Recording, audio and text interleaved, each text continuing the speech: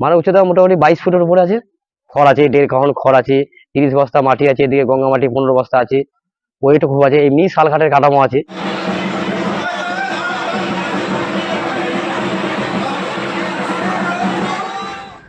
উত্তর চব্বিশ পরগনা নৈহাটির বড়মার খ্যাতি রয়েছে জগৎজোড়া।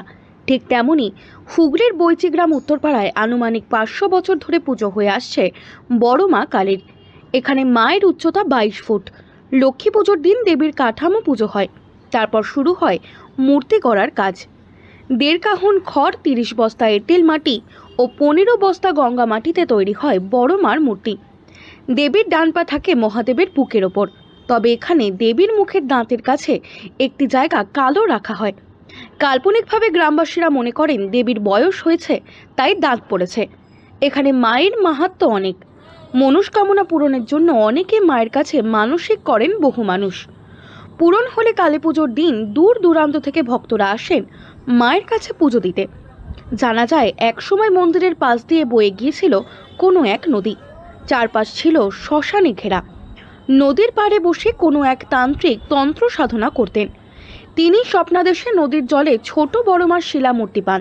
তারপর তিনি বিশাল এক মাটির মূর্তি তৈরি করে শুরু করেছিলেন কালী পুজো।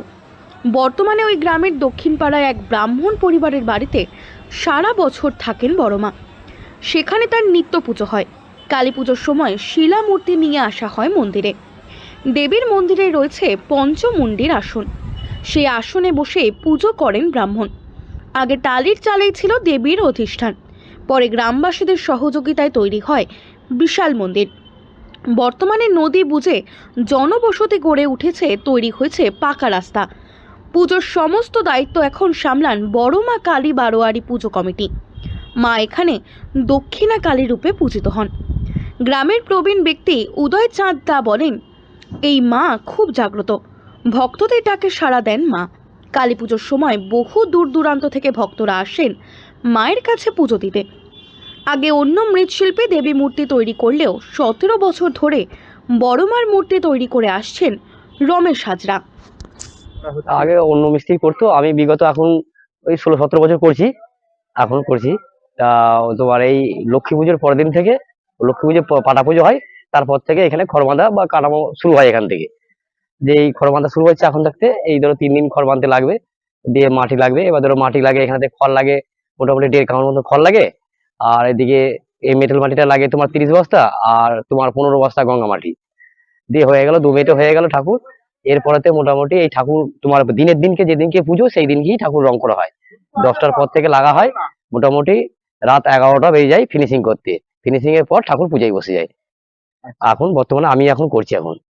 আর এই মা খুব জাগ্রত তো? হ্যাঁ, এই মা যুগে জাগ্রত। আর এই রং সবগুলো হয় তোমার বেলাটা দিয়ে আর গদ দিয়ে, অন্য কোনো কেমিক্যাল ব্যবহার করা হয় না এখানে।